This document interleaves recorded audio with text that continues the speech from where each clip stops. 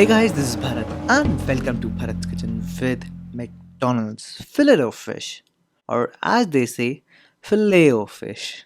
Well, I don't know about the actual pronunciation, but that doesn't mean that I don't know the recipe.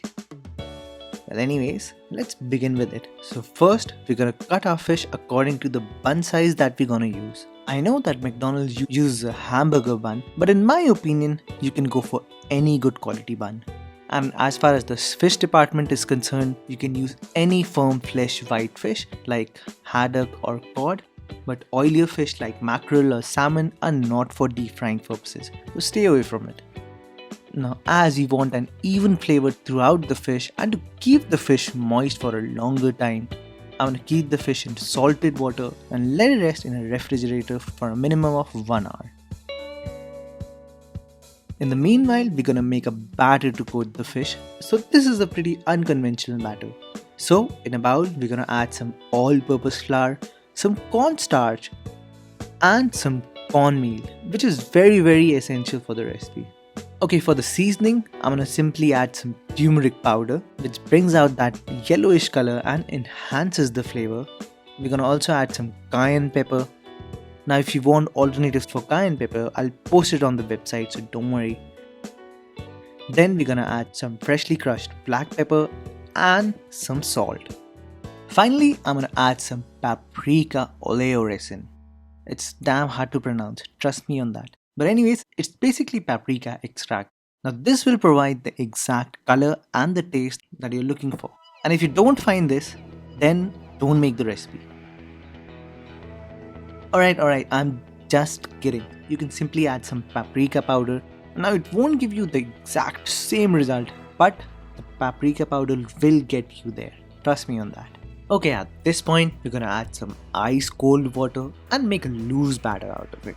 Why? Because a thick layer of batter can cause hindrance for that fishy taste to come through. So after whisking vigorously, add some oil and again beat the heat. Mix the oil. Lastly, the thing that I forgot to add, but you shouldn't, is some baking powder. Alright, now for the crumb coating, I'm gonna use some panko breadcrumbs. You can go with some normal dried breadcrumbs, which I've shown you in my earlier videos, but the catch in using panko breadcrumbs is that you have to grind them in a blender. And about 2 to 3 pulses is enough. Now as we all know, that wet stuff does not like sticking to wet stuff. And even if you keep the fact aside that this fish has been kept in salted water, the fish inherently contains a lot of moisture. So you need to make sure that you dry the fish.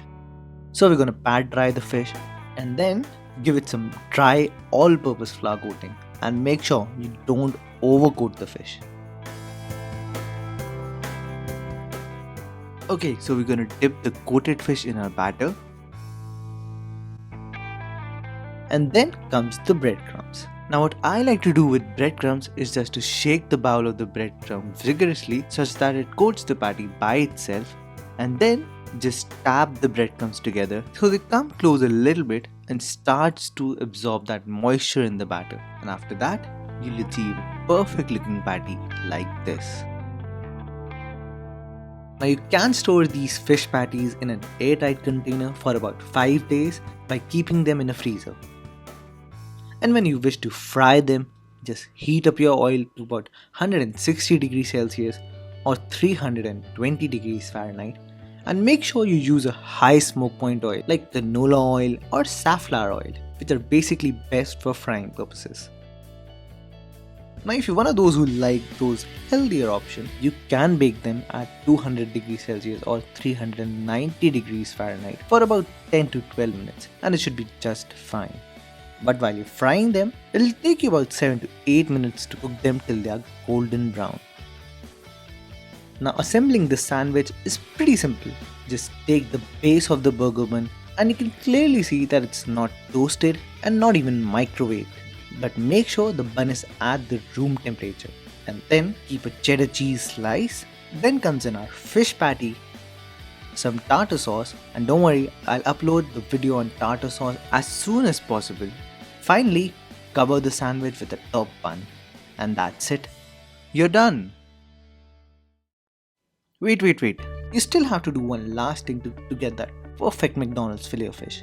That is, cover it with a wax paper. You can also go for a butter paper and keep it at 200 degrees Celsius in an oven for about 1.5 minutes, and you'll have your very own McDonald's fillet of fish.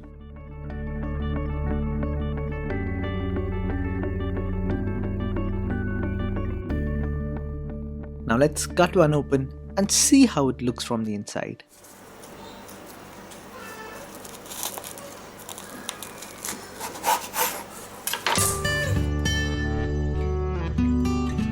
And there you go guys, how to make McDonald's fillet of fish.